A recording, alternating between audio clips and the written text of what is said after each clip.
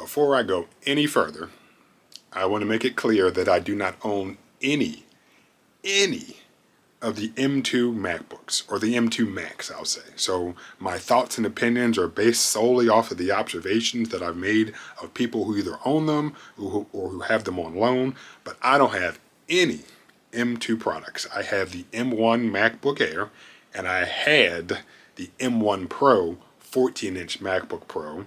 I had the M1 Mac Mini, and I had the M1 13-inch MacBook Pro. But right now, the only Mac that's in my possession is the 13-inch M1 MacBook Air, which is over there, and it is great. But the only thing that I'm going to even say, about the M2 series, which isn't new, because plenty of people have expressed their concerns, and in fact, maybe I'll make a few comments. Actually, I think two. Let's say two main points.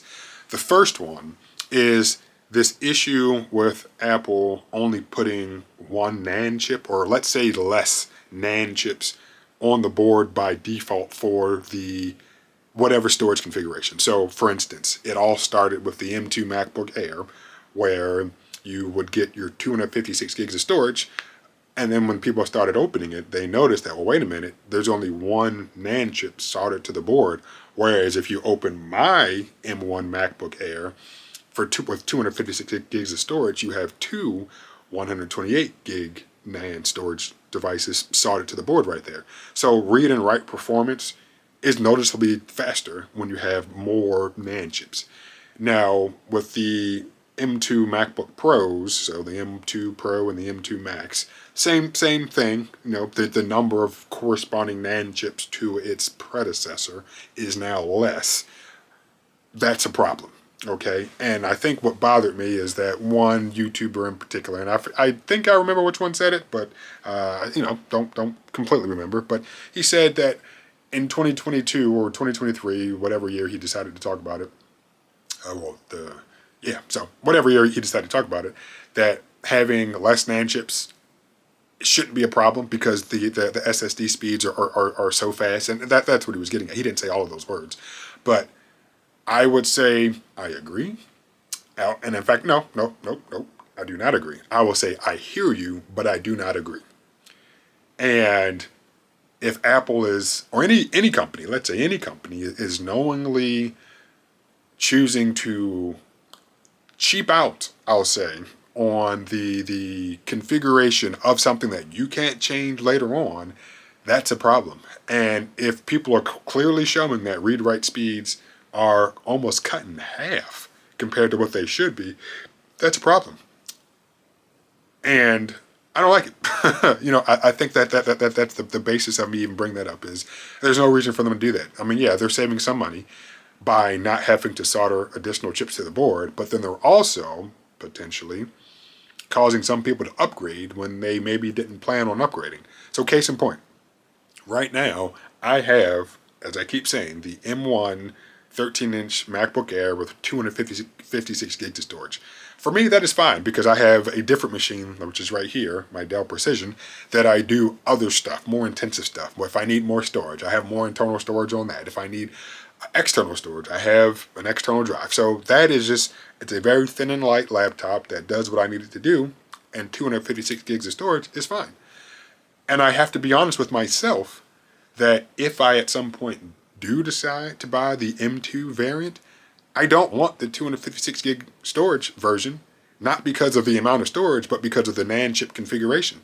Even if I don't need 512 gigs of storage, I don't want the machine to feel sluggish by 2022 or 2023 standards, because one, it has less NAND chips, but two, I know it has less chips, so now I'll be thinking, is this running at the performance that it should? Like, should I have up, So there are a bunch of other things, and other YouTubers have definitely belabored the point.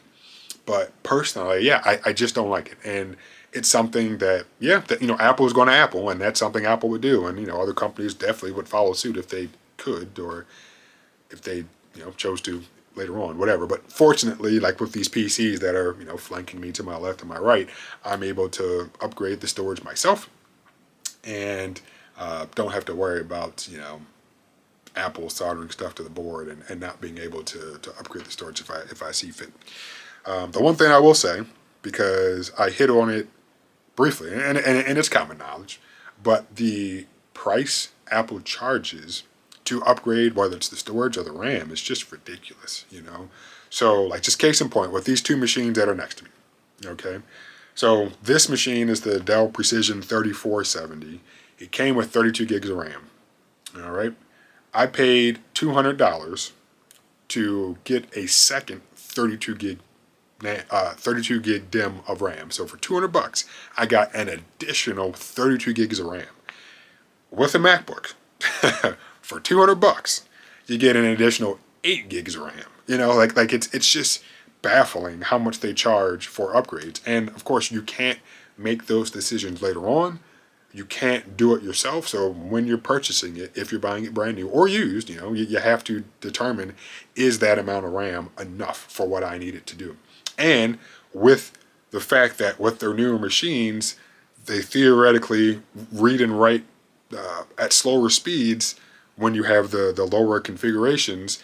If you don't have enough RAM, you're constantly hitting that swap file, and yeah, it's really going to show that, okay, we are not running as fast as we should. So you're kind of like, all right, I need to upgrade the RAM and the storage to make this a worthwhile machine, and that's just not a good thing. So where was I going with that? I'm going to cut all this out because now I'm just thinking. Oh yeah, I was talking about these. Oh, I was talking about the pricing. So for $200, I was able to get 32 additional gigs on this machine. Now let's come over here, which honestly the same thing applies over here, but for both machines at this point, because the RAM on this machine, the 5470, is soldered, but for both machines the storage is not soldered. And in fact, in both machines, I upgraded the. That's not true. So let's just continue talking about this machine. But again, the premise applies, and you're gonna be like, oh, this guy didn't shut up. For $100 actually, I was able to upgrade what this came with 256 gigs of storage for $100. Really, $80. I was able to buy a terabyte NVMe SSD, and I was able to put it in. So for $100, I quadrupled the storage. For $200, if we're looking at that MacBook, you double the storage, So going from 256 gigs to 512, you need to pay $200. So I need to pay twice the amount and get half the upgraded amount. And the difference is, because like the way that I said it technically makes sense. I've quadrupled the storage in here, going from 256 to a terabyte. However, I still have that 256 gig drive. So if I wanted to put it in something, I still have it. So I didn't quadruple it. I multiplied it by 5, whatever that term would be. But when it comes to memory or storage that's soldered to the board, when you're paying for that upgrade, yes, you are doubling it, but you don't, still have that additional drive to do something else with. You just, all right, well, I didn't want 256, so now I have 512, and that's it. That's what I have. The last thing I'll say, because my battery on this is about to die, is that a lot of people are complaining that the jump between M1 and M2 isn't great. It's supposed to be an incremental increase. It's not supposed to be groundbreaking. Going from Intel to Apple Silicon, yes, that was groundbreaking. But you'd be insane to expect that type of performance increase year over year. Like, it's just not going to happen. Like, it just doesn't work that way. I'm not going to pretend that I understand how all that stuff works. But yeah, they switched architecture. You're going to get some differences, and it shows. But to hear anybody say anything bad about the performance increase from M1 to M2, is it faster? Yeah. Is it more efficient in most cases? Yeah, because I think some of the machines, if not all of them, have more efficiency cores. So yeah, it's more powerful and more efficient. For some of them, I think you're getting better battery life. So yeah, it's a good step up. So yeah, I don't agree with the one dude who said that it's okay to have less storage NAND chips, because you should have, if you need 2, you need 2. If you need 4, you need 4. Whatever. And I don't agree with people who've complained about the incremental increase from M1 to M2. So I'll cut it right there. And again, I'll wrap up by saying I don't have any M2 products. If I were to get one, it would probably be the M2 MacBook Air. But that little M1 MacBook Air that I have is chugging right along. So for the time being, I don't plan on upgrading. But I would say that I just wanted to give my 2 cents for anybody who happens to care. If you're in the market for a Mac, I've in my other videos stated my opinions on which ones I think are best, but a lot of people want the newest, the latest and greatest. So yeah, I think the M2 series of products are fine. Just be careful about getting those base models because you might see a noticeable performance decrease.